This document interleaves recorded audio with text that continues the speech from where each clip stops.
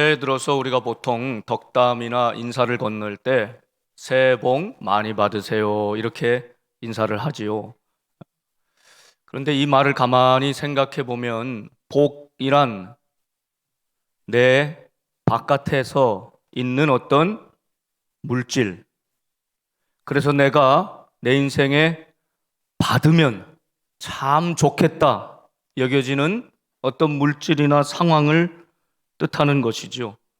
곧 그 말은 올해 돈 많이 버세요, 더 건강하세요, 승진하세요, 취업하세요, 꼭 이사 가세요,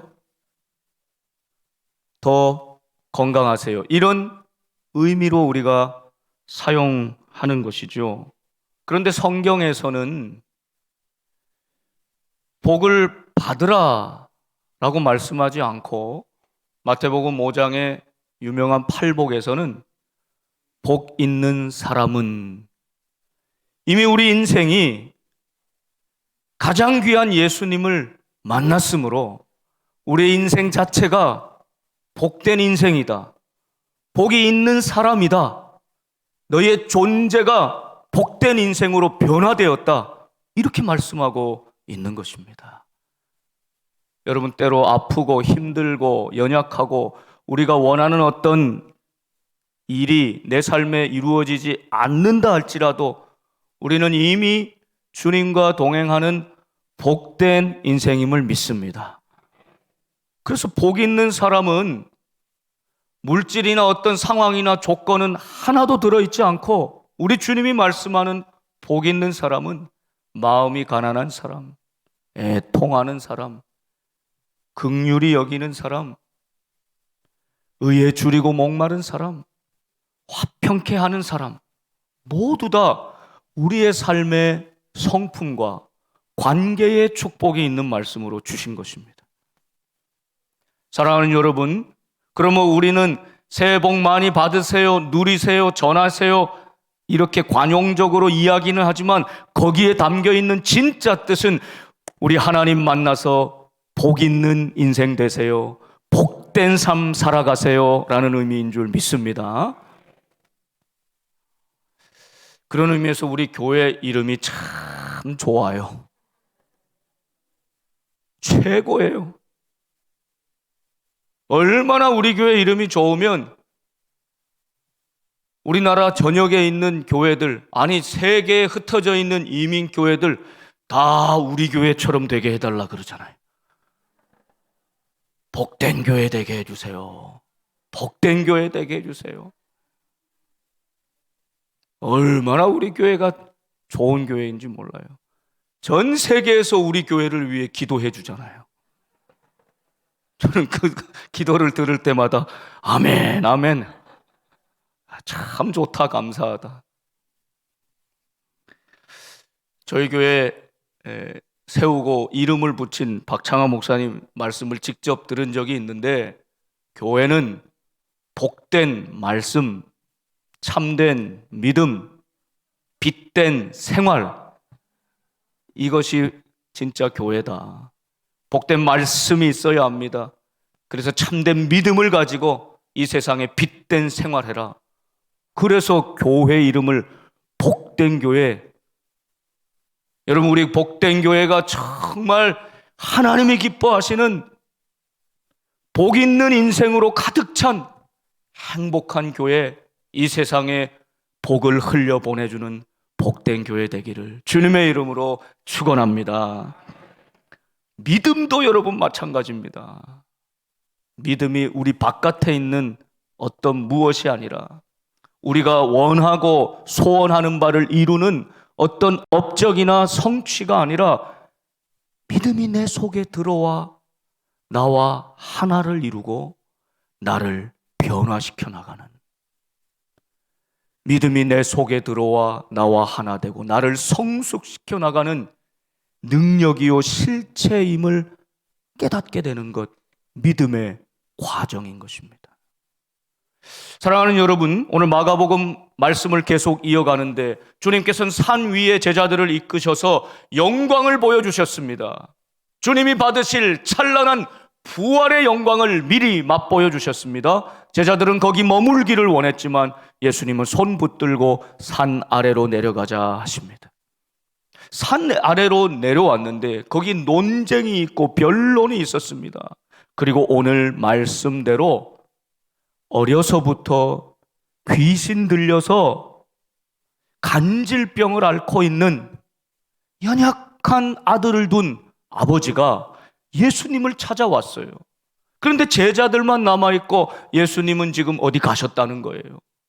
그래서 제자들에게 이 아이를 좀 고쳐달라고 요청했습니다. 제자들이 기도하고 씨름해봐도 소용이 없었어요. 그러는 가운데 주님이 오신 것입니다. 여러분, 산 아래 이 세상에는 하나님의 영광으로만 가득 찬 산 위가 아니라 이 땅 산 아래는 귀신 들리고 질병에 시달리고 고통과 고난이 끊이지 않는 문제가 많은 이 세상이라는 뜻입니다. 주님께서 이 산 아래에 내려오셔서 오늘 문제 많은 우리 인생 앞에 그 문제의 해결이 어디에 있는가? 진짜 믿음이란 무엇인가? 예수님이 기뻐하시는 온전한 믿음이란 무엇인가를 우리에게 밝히 보여주고 계십니다. 오늘 이 말씀 가운데 세 종류의 믿음이 나타납니다. 첫 번째는 서기관들입니다. 이 서기관들은 말씀을 잘 알고 있는 사람이에요. 그런데 예수님은 전혀 믿지 않는 사람들, 불신으로 가득 찬 사람들입니다. 불신앙의 사람들, 이 서기관들이었습니다. 그래서 그들이 가는 곳에는 언제나 다툼이 일어납니다. 변론이 일어납니다.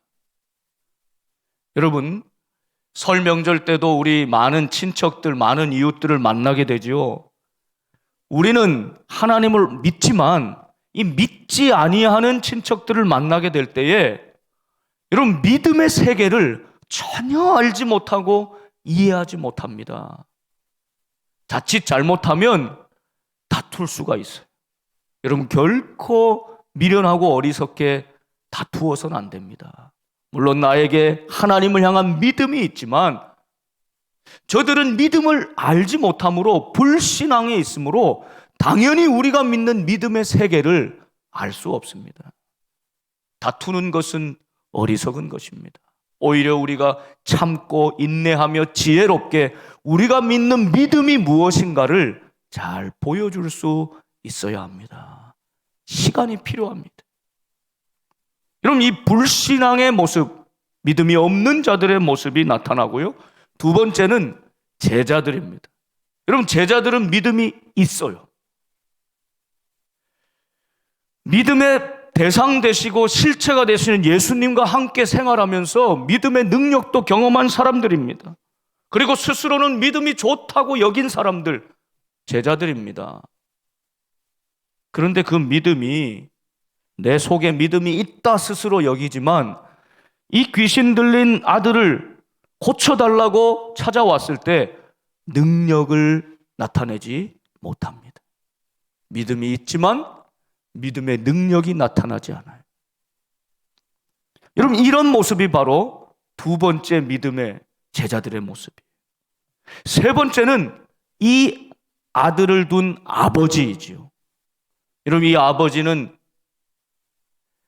불신앙과 신앙, 믿음 없음과 믿음 사이에 끼어 있는 존재입니다. 문제 때문에 예수님 찾아왔지만 예수님을 절대적으로 신뢰해서 찾아온 것이 아니었습니다.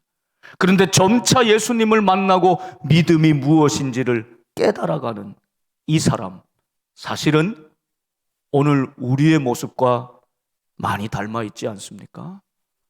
하나님의 역사를 보고 예배드리고 은혜를 받을 때는 내게 믿음이 있는 것 같고 이 믿음으로 무엇이라도 해낼 수 있는 것 같다가 또 문제를 만나면, 시험에 빠지면 내게 믿음이 하나도 없는 것처럼 사라져버리는 것입니다.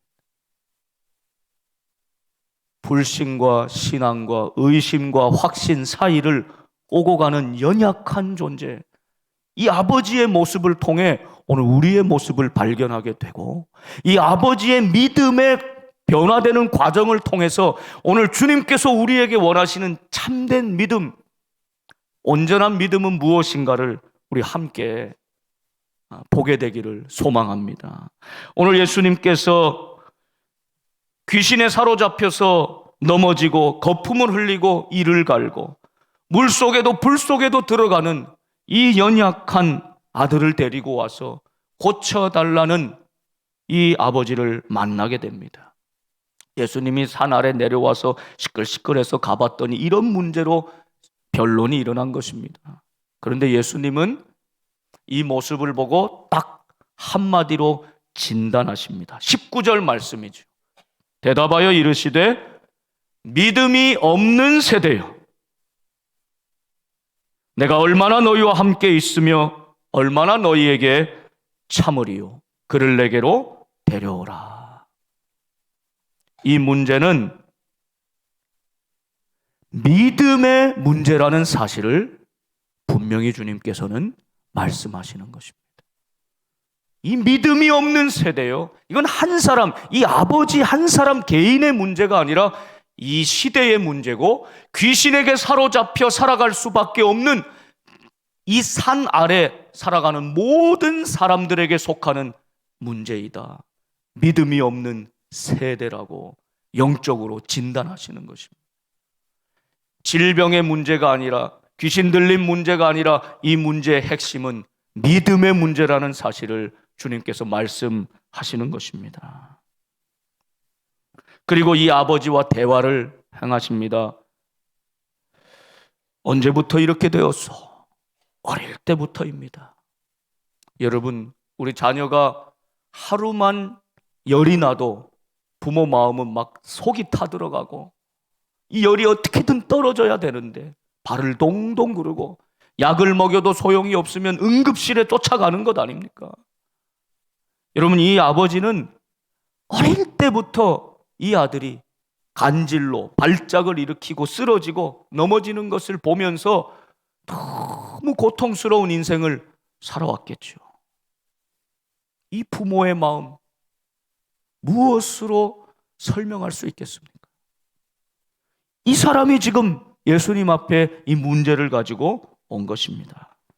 자, 그의 첫 마디 22절을 보세요. 귀신이 그를 죽이려고 불과 물에 자주 던졌나이다.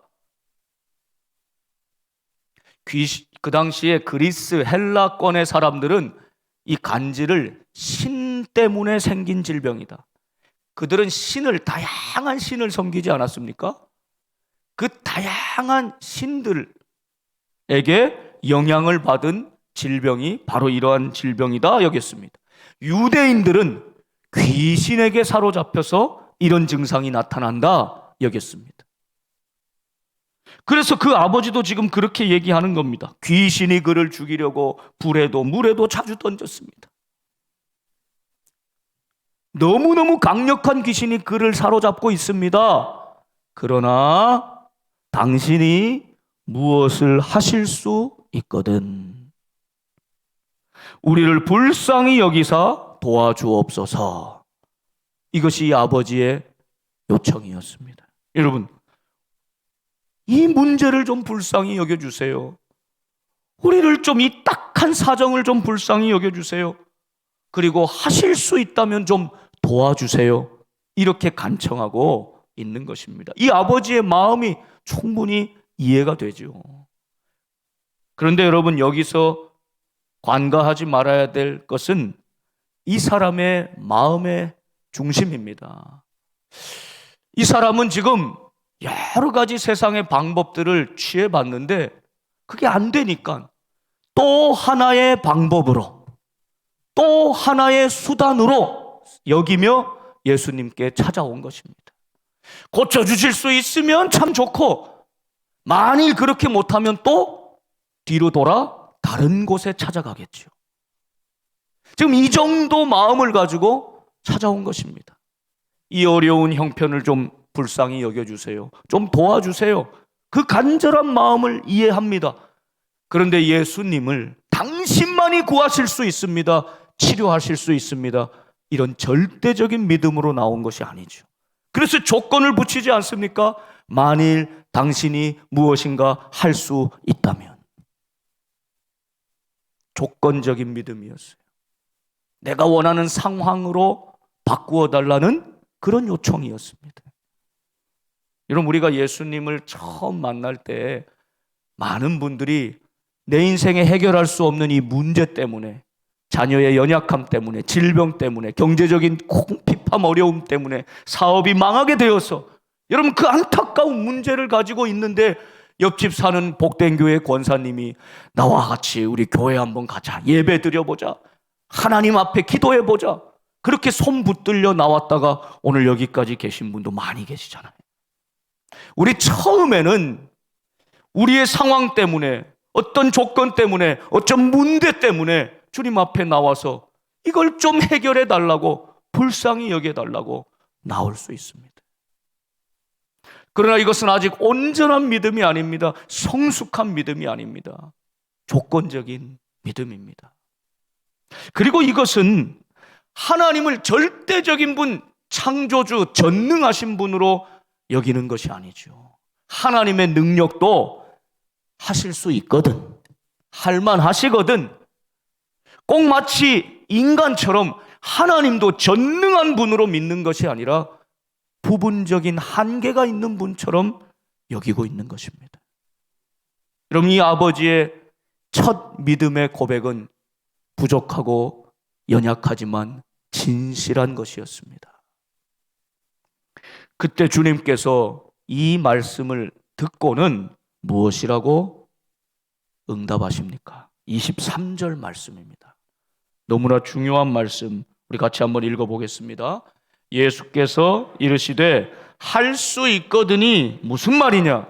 믿는 자에게는 능히 하지 못할 일이 없느니라 하시니 아멘. 이 아버지의 그 간절한 마음, 진실한 마음은 주님이 받으셨습니다. 그러나 주님의 마음에 걸리는 것이 있었습니다. 바로 잡아줘야 될 믿음이 있었습니다. 그를 좀 더 온전하고 성숙한 믿음으로, 믿음의 본질로 바로 잡아야 될 부분이 있었다는 뜻입니다. 예수님이 말꼬투리 잡아서 책망하시는 분이 아니라 그의 말 속에 나타난 그의 믿음의 모습을 바로 잡아주고 계신 겁니다. 그게 무엇입니까? 이 할 수 있거든 이라는 조건이었습니다. 그는 가정하여서, 영어로 말하면 if, 만일 하실 수 있다면, 할 수 있다면 조건적으로 말하고 있는 이것을 우리 주님께서는 아니다, 하나님이 전능하신 분임을 믿는 사람에게는 그 하나님은 능히 하지 못할 일이 없는 분이시다. 불가능한 일을 가능하게 하시는 하나님이시다. 너희가 그것을 믿느냐? 그 하나님을 믿는 믿음이 있느냐? 믿음의 본질을 보게 하시는 것입니다. 여러분, 우리 믿음은 때때로 너무나 상황에 따라 달라지고요, 너무나 조건적입니다. 하나님을 신뢰하는 믿음, 하나님께로부터 나온 절대적인 믿음이라기보다는 너무나 많이 나 중심의 인간적이고 상황적인, 그래서 하나님, 내가 형편이 조금 더 나아지면 그때 가면 잘 섬길게요. 시간이 조금 더 많아지면, 지금은 너무 바쁘고 분주해요, 시간이 많아지면 그때 가면 열심히 주님 사랑하고 섬길게요. 지금은 너무 경제적인 형편이 어려워요, 좀 나아지고 나면 그때는 하나님 마음껏 좀 드리고 섬길게요. 여러분, 정말 그렇게 되던가요? 지금 최선을 다해 내가 할 수 있는 대로 사랑하고 믿지 못하는 사람에게, 여러분, 아무리 상황이 달라지고 조건이 좋아져도 그 믿음이 나아지지 않습니다. 본질은 나에게 있는 것입니다. 우리의 마음에 있는 것입니다. 그래서 주님께서는 이 아버지로 하여금 조건적인 상황적인 믿음이 아니라 절대적인 하나님을 향한 믿음으로 나아가기를 요청하고 계신 겁니다. 그것이 바로 이 말씀입니다. 할 수 있거든 그 꼬리표를 떼어버려라. 할 수 있거든 한 그 가정법을 내려놓아라. 믿음은 가정이 아니라 실체이다. 살아계신 하나님을 믿는 믿음이 있다면 불가능한 일이 없다 말씀하시는 것입니다. 사랑하는 여러분, 하나님께서 태초에 말씀으로 천지를 창조하심을 믿으십니까? 그 하나님이 지금도 말씀하고 계심을 믿으십니까? 그 하나님이 지금도 나와 함께 하심을 정말 믿으십니까? 그 믿음. 여러분, 오늘 주님께서는 이 평행 본문인 마태복음, 누가복음을 종합해서 보면 바로 이 똑같은 사건 앞에 믿음이 없는 세대요, 패역한 세대요, 이렇게 부르시면서 이 문제는 바로 믿음의 문제인 것을 말씀해 주십니다. 온전한 믿음을 가지고 있느냐 말씀하십니다. 그럼 여기서 할 수 있거든이 무슨 말이냐? 믿는 자에게는 할 때 이 믿는 자가 누구일까요? 두 가지로 해석할 수 있습니다. 첫 번째는 이 대화를 하고 있는 지금 귀신 들린 아들을 둔 아버지이지요. 네가 만일 온전히 믿는다면, 너에게 이 믿음이 있다면 불가능한 일은 없다, 이렇게 말씀하시는 것이고, 두 번째는 예수님 당신을 가리키는 표현이기도 합니다. 예수님은 하나님을 절대적으로 신뢰하는 믿는 분 아닙니까? 그리고 지금 이 귀신 들린 아들을 고쳐주실 수 있는 분입니다. 여러분, 여기 우리 인생에 문제가 있습니다. 질병이 있습니다. 그러면 이 낫게 해달라고 구하는 그 당사자의 믿음이 있어야 하고, 그 질병을 고쳐주시는 분, 예수님의 믿음이 있어야 하죠. 이 두 믿음이 합해질 때 하나님의 구원의 역사를 이루게 되는 것입니다. 우리 마가복음 앞쪽에서 살펴봤던 사람들, 여러분, 나병 환자, 12의 혈루증 앓던 여인은 주님을 향한 절대적인 믿음이 있었어요. 그래서 다른 사람이 아무리 방해해도 끝까지 주님께로 가까이 가서 주님 옷자락에 손만 대어도 낫겠습니다, 이 믿음. 그래서 주님이 내 믿음이 너를 구원하였느니라. 중풍병자 아무것도 못해서 누워있는데 그 친구들 믿음이 절대적이에요. 대단해요. 사람들이 많아서 예수님께 못 다가가니까 지붕을 뜯어내지 않습니까? 지붕 위에서 그 친구를 상으로 달아내리지 않습니까? 예수님께 가면 나을 수 있다는 절대적인 믿음. 여러분, 이 믿음을 가지고 나아갔던 것입니다. 그런데 오늘 이 아버지는 예수님을 향한 이 절대적인 믿음을 처음부터 갖고 있었던 것이 아닙니다. 반신반의하며 찾아왔어요. 세상에 많은 방법 찾아봤지만 못 고치더이다. 당신 제자들도 조금 전까지 못 고쳤습니다. 그러니 지금 믿음이 점점 연약해져요. 예수님 찾아왔을 때는 예수님 고쳐주실 것 같았는데 지금 제자들도 아무 능력을 못 발휘하네. 아무 상황이 안 달라지고 아들은 계속 이런 귀신에게 붙잡혀 있어요. 그래서 무언가 하실 수 있거든 조건을 내미는 것입니다. 그러면 좀 고쳐주십시오. 이렇게 반신반의하고 있는데 예수님께서는 네가 정말 할 수 있거든이라는 그 조건을 내려놓고 그 가정을 떼어놓고 나를, 아니 내가 믿는 아버지 하나님을 절대적으로 신뢰할 수 있겠느냐? 그렇다면 그 하나님은 능히 하지 못할 일이 없는 전능하신 하나님이시다 말씀해 주는 것입니다. 여러분, 여기서 참 중요한 것이 12의 혈루증 여인이나 나병 환자처럼 절대적인 믿음으로 나오지 못했어도 여러분, 얼마만한 믿음을 가져야 병 고침을 받는데 충분할까요? 여러분 인생에 있는 지금 그 문제 해결하기 위해서 여러분에게 얼마만한 믿음이 필요할까요? 예수님은 여기에 다른 본문에서 무엇이라고 말씀하십니까? 이 믿음이 없는 세대여 하고 개탄하시더니 우리에게 얼마만한 믿음만 있으면 역사가 일어난다고요? 겨자씨 한 알만한 믿음이 있으면. 이렇게 말씀하세요. 겨자씨 한 알은 유대인들이 생각하는 최소단입니다. 가장 작은 것이에요. 보일까 말까 한 가장 작은 그 믿음이라도 너희에게 있으면 이 산을 옮겨 저 산으로 옮기게 하겠다. 여러분, 산을 옮긴다는 것은 불가능한 일이잖아요.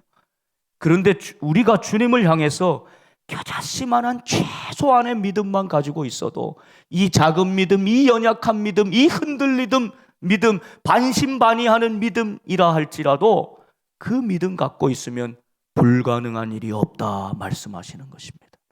여러분, 능력은 하나님께로부터 오는 것이기 때문입니다. 우리가 때로는 흔들리고 넘어져도 주님을 향한 믿음, 겨자씨 한 알만한 믿음이라도 가지고 있다면, 여기 소망이 있는 것 아닙니까? 내가 대단한 믿음, 절대 흔들리지 않는 강력한 믿음을 가지고 있어야 이런 역사가 일어나고 문제가 해결되고 질병을 고칠 수 있다면 누가 우리 가운데 믿음으로 구원의 역사를 볼 수 있겠습니까? 그러나 이 구원과 회복의 역사는 하나님께로부터 주어지는 선물이고, 우리에게 연약하더라도 가장 작은 믿음이 있다면 주님께서는 우리를 통해 믿음의 역사를 이루실 줄 믿습니다. 믿는 자에게는. 24절 마지막 이 아버지의, 이 예수님의 말씀을 들은 아버지의 반응입니다. 참 놀랍습니다. 우리 같이 한번 읽어보겠습니다. 곧 그 아이의 아버지가 소리를 질러 이르되 내가 믿나이다. 나의 믿음 없는 것을 도와주소서 하더라. 아멘. 여러분, 언제 소리를 지르게 되십니까? 여러분, 평생 예배 드리는 동안에도 정말 기뻐서, 정말 감격해서 찬송할 때, 기도할 때 막 소리를 지르면서 할렐루야 할렐루야 하면서 그렇게 정말 예배 드리는 적이 몇 번이나 될까요? 이 아버지는 지금 자신의 속에서부터 그냥 본능적으로, 자연 발생적으로 온 힘을 다해서 소리 지르고 있는 것입니다.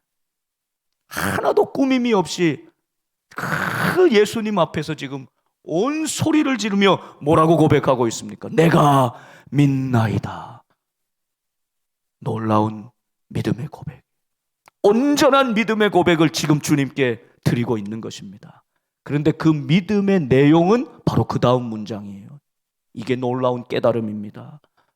이 아버지의 간구가 완전히 달라졌어요. 나의 믿음 없는 것을 도와주소서. 본래 이 아버지가 처음 와서 예수님 앞에 내놓은 문제는 무엇입니까? 내 아들 고쳐주세요 라는 것이죠. 불쌍히 여기셔서 내 아들을 좀 고쳐주세요 라고 하였는데, 이제 내가 믿나이다, 예수님 말씀 앞에 온전한 믿음을 깨닫고 받아들인 다음에 이 아버지의 기도가, 간구가 달라지고 있습니다. 나의 믿음 없는 것을 도와주옵소서. 여러분, 이 아버지에게는 이제 귀신 들린 아들의 질병을 고치는 것이 문제가 아니라는 사실을 깨달았습니다. 진짜 문제는 아들이 아니라 나였습니다. 그 귀신 들린 질병이라는 현상이 아니라 불신앙이, 본질이 문제였습니다. 여러분, 이 변화를 지금 이 22절에서 23절을 통해 24절에 놀라운 믿음의 변화가 나타나고 있는 것입니다. 여러분, 사랑하는 우리 복된 성도 여러분, 우리의 삶에 많은 문제들이 있습니다. 해결해야 될 문제들이 있습니다. 그래서 주님 앞에 그것 가지고 옵니다. 이 문제를 좀 해결해 주세요. 우리를 좀 불쌍히 여겨주세요. 주님 좀 도와주세요. 여러분, 그 기도를 드려야 됩니다. 그 간절함으로 주님 앞에 나와야 합니다. 그런데 주님은 무엇을 보신다고요? 이 문제가 아니라 우리의 마음, 우리의 믿음을 보시는 것입니다. 이 아버지로 하여금 자신의 믿음을 들여다보게 하신 것입니다. 할 수 있거든.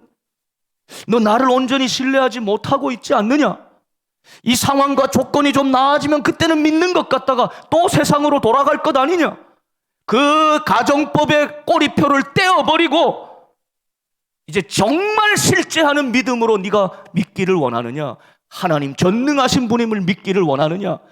예수님이 아버지를 믿듯이 그렇게 네가 믿기를 원하느냐? 그렇다면 능치 못할 일이 없다. 이 말씀을 들은 다음에 이 아버지가 깨달은 것입니다. 주여, 내가 믿나이다. 나의 믿음 없는 것을 도와주소서.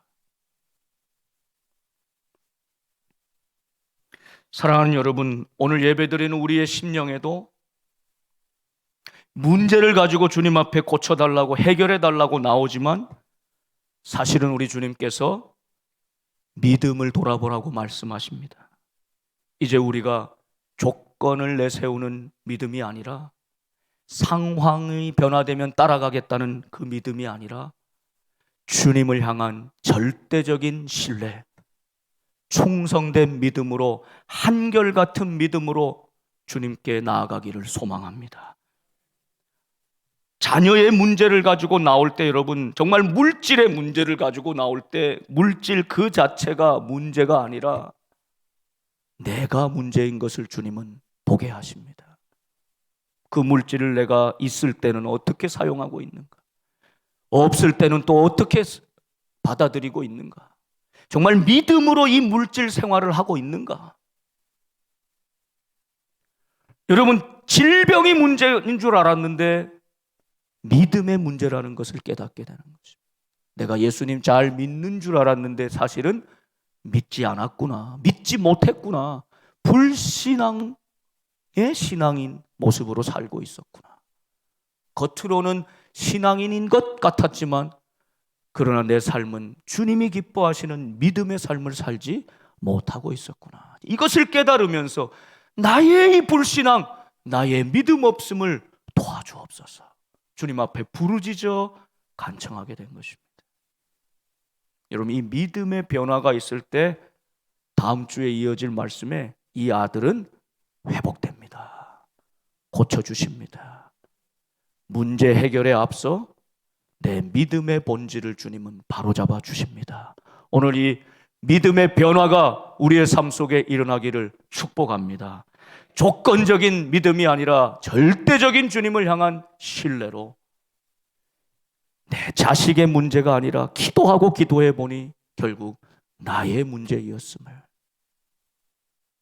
그 상황의 문제가 아니라 이것은 단순히 보이는 것이고 보이지 않는 나의 신앙의 문제였음을 깨달아서 주님이 기뻐하시는 살아있는 믿음, 참된 믿음, 나와 자녀들을 구원할 만한 믿음으로 승리하는 저와 여러분의 삶이 되시기를 주님의 이름으로 축원합니다. 기도하겠습니다.